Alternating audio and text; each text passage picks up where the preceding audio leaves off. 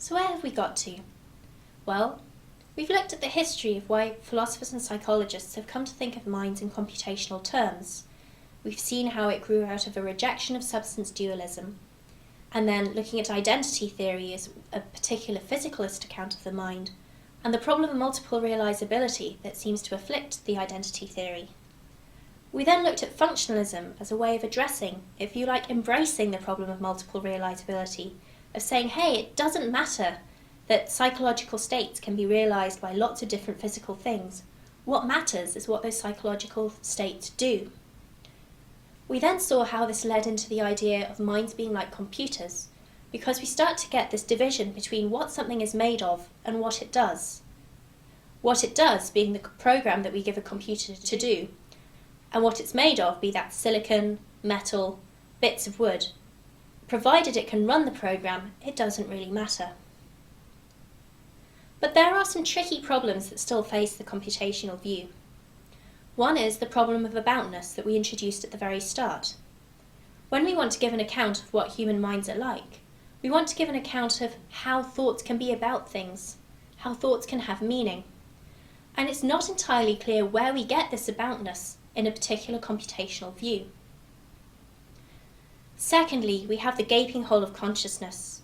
Now, I've not really addressed answers that philosophers have given to this question in this particular lecture, but I'll put some resources on the reading list if you'd like to look it up. In particular, we're still left with what's known as the hard problem of consciousness. The hard problem of consciousness is this: what makes this particular lump of material, this particular lump and mixture of chemicals and hormones, conscious, and another lump not? Because it's clear that as human beings, we have brains and we have consciousness. So the chemical mixture that is me has consciousness, but the chemical mixture that is something else might not have consciousness. Although we can give a functional analysis of how psychological states work, philosophers have argued that this won't get us any closer to the question of what it's like to be in particular states. So although we can give an analysis in terms of inputs and outputs, we haven't really got any closer to the question of analysing the awareness or the sense of experience that we have. Finally, we might want to question the metaphor of computation itself. You have to remember that a lot of these papers were coming out at a time when computers were really hitting it big time. Computers were said to give us all the answers to everything. So philosophers' thoughts have been shaped by the movements of the time, particularly in computer technology. And some people have argued that maybe that's restricted the way in which we're thinking about the mind just to what the most appropriate metaphor of the day is. And it so happens that the most appropriate metaphor of the day is computational analysis.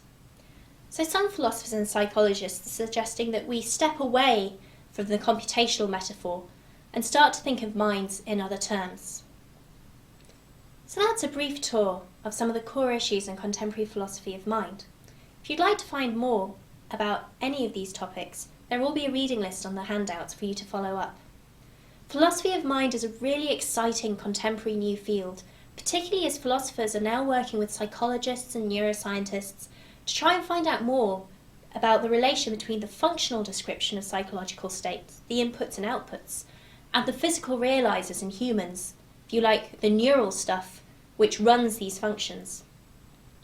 I hope that this talk has whetted your philosophical appetite to find out more, and watch this space for more exciting news on philosophy of mind.